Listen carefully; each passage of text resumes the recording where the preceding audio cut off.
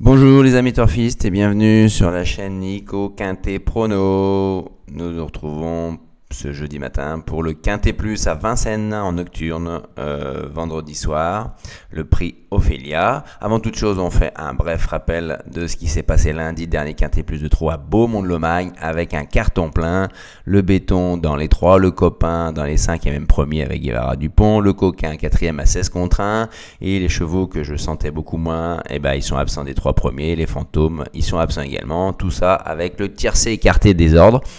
Allez, essayons de surfer sur cette vague des bons pronostics avec toujours comme d'habitude, le béton, le coquin à belle cote, le copain, les déceptions et les fantômes en dessous. Je ne vais pas redétailler tout ça, vous commencez à être habitués avec donc une course avec un rendement de distance, 2 poteaux de départ sur les 2850 grandes pistes à Vincennes.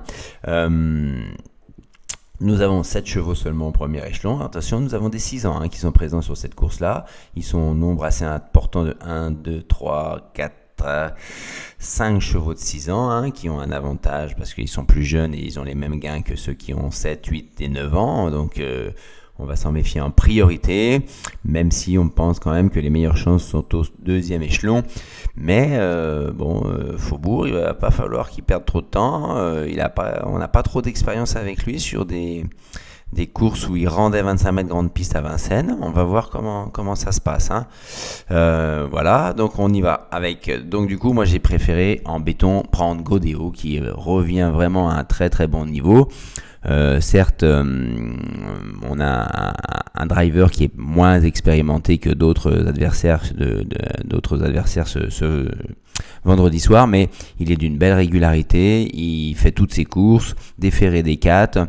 Je pense que c'est vraiment une première chance pour terminer dans les 3 premiers. On enchaîne avec le copain.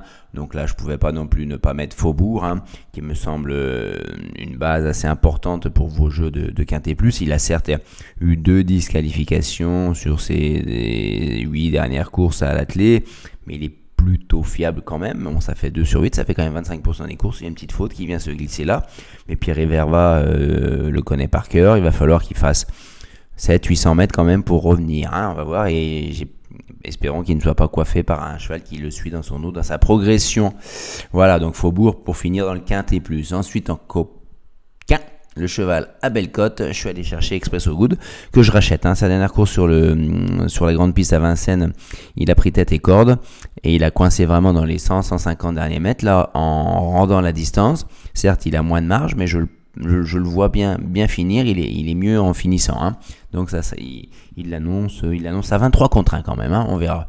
Ensuite, la déception peut venir pour moi de Gabi Légormini devant avec Gagnon de Brickville qui reste sur une 4 disqualifications de suite, cheval très compliqué, assez peureux, voyant, il se trompe souvent dans les derniers 300-400 mètres. Là, c'est bon, je vais m'en passer. Et ensuite, le fantôme, j'en élimine qu'un seul. Là, c'est Équateur Mosin qui est vraiment surclassé. Il l'annonce à 70 contre 1. Ça donne en pronostic de mon jeu combiné, je vais tenter donc mon béton en tête, Godéo.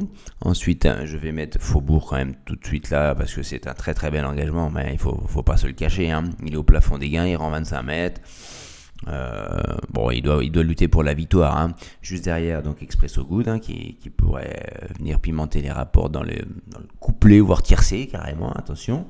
Ensuite, je reprends des 6 ans avec Gangster d'Avanès, signé, qui est très régulier, qui sort des bons meetings sur Cannes-sur-Mer. Et ensuite, je vais taper dans les chevaux du premier échelon avec le 6 Galore Jeff, toujours un 6 ans, avec Franck Nivard, qui doit pouvoir conserver une place. Le 5 Falco Diamel, je l'ai mis parce que c'est Raffin. Il part en tête, mais il n'a pas trop de marge, attention, il n'a pas trop de marge, je pense. Ensuite, je suis allé chercher des sabots d'or. C'est certes un 9 ans, mais déféré des 4. Il découvre Vincennes également, mais déféré des 4, c'est 19 sur 21 dans les 5 premiers.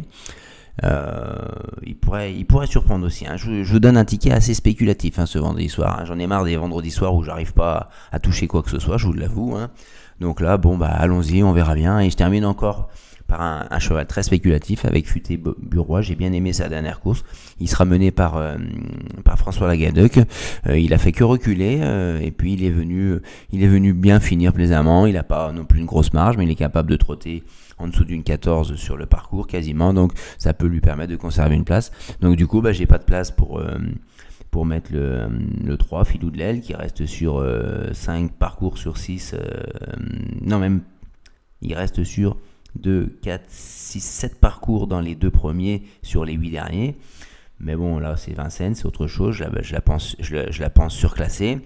J'ai laissé de côté Alexandre Brivard qui découvre un cheval qui vient du sud-est. J'ai laissé de côté le 13 Zig des Malboro qui vient de faire une très très belle course derrière Pharrell Seven. Une faute au départ, 3e épaisseur, il vient se placer nez au vent, il finit. Vraiment, s'il répète ça, mais il est quand même très susceptible également. Donc voilà, les amis, on se retrouvera samedi matin, attention, pour la superbe journée de dimanche à Vincennes avec les 3 critériums des 3, 4, 5 ans. Espérons qu'il y ait suffisamment de partants pour avoir un très très beau quintet plus avec des chevaux de très grande classe. En tout cas, on va essayer de toucher vendredi soir en nocturne. À très bientôt.